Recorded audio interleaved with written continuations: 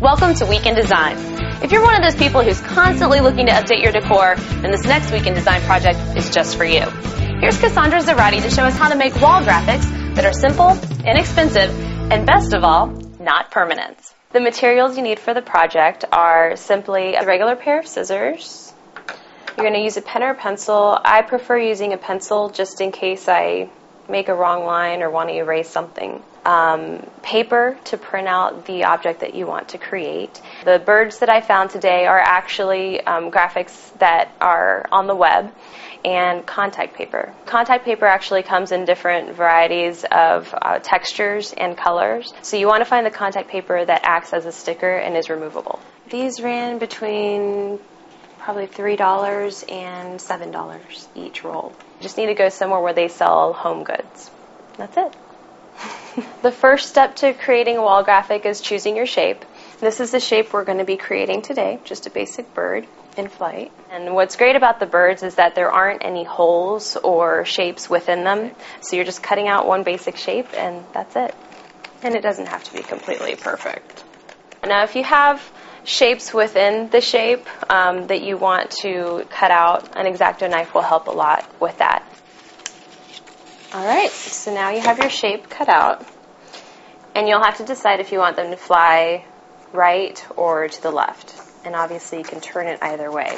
Once you cut out your shape, you're going to lay it on your contact paper, depending on what direction you want it to be in. If you want the birds to fly to the right, you're going to place it facing to the left.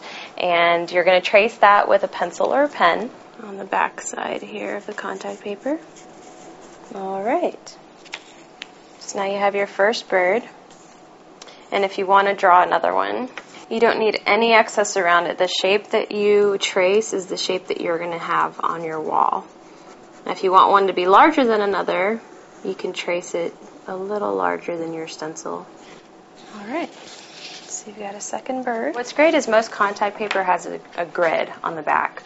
So it makes it easy to cut a straight line. That way it makes it easier for your next time you make something else. So we're just going to cut off the contact paper that we used before cutting out our shapes. Now you're going to cut out the shapes that you traced. And there's your first bird.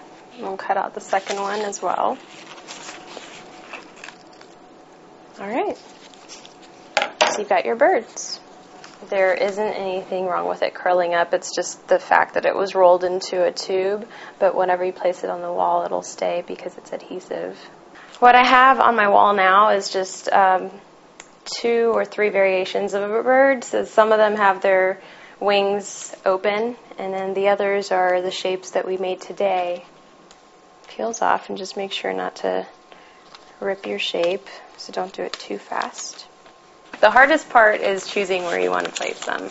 It helps to have your furniture where you're going to have it for a while, or if you have any framed artwork, decide on that first so that you don't have to keep removing these and placing them on the wall. But you can. That's the great thing about these. What you want to do is make sure that your wall is clean in that area. If you have a glossy paint, it might collect a little bit of dust. So you just want to wipe that down and just place the contact paper on there and it should work fine. My wall actually has a little bit of a texture to it, and the contact paper stuck to it just fine. Make sure he's on there. And that's it. It's easy. And you could just keep going. If you have a whole wall that you want to do, you can do that. You can do them in different colors, and it's as simple as that. It only takes a few minutes and you're done. So if you make them yourself, it's only going to cost between $2 and $5 probably, and that will actually create hundreds of birds because you have a whole roll of contact paper that you're working with, and you can choose the color in person and change your mind and not spend very much on shipping. As far as removing it from the wall, it's literally like non-permanent double-sided tape. It comes off that easily. There's nothing to it. And if you decide you don't quite like it where you placed it, you can simply just take them off, and they're still as sticky as they were before. They don't lose any of their adhesive backing, and the wall looks just fine. They don't leave any marks.